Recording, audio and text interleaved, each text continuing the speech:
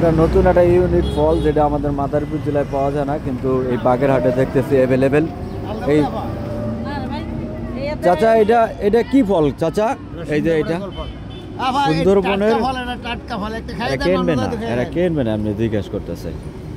তো কাকা এগুলা বেচা কিভাবে জীবনযাপন চলতেছে? মোটামুটি আল্লাহ চালাচ্ছে। এই ব্যবসা কতদিন যাবত করতেছেন কাকা?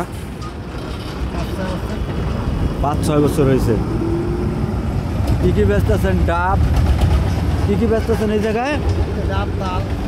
ডাব, তাল, বাদাম, এবারে গোল ফল। তো কেমন কাকা দৈনিক কি 500-700 টাকা কামাই হয়? বেশি হয় কম হয়? কম বেশি হয় না। এগুলো আনেন কি আপনারা কিনে তো আনেন নাকি?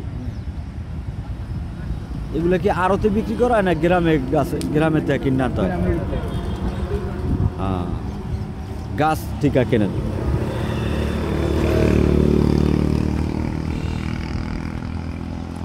এই গোল ফল এই যে এর এক পিস কত করে বেচতেছেন? এই একটা 10 টাকা না? আর তাল? 50 টাকা 30 টাকা। ছোট বড় আছে। ডাব 100 টাকা। আর এই বাদাম 40 টাকা 30 টাকা। তাল তো বাড়াইছে তাল। এগুলো কত করে? ওগুলো 10 টাকা পিস।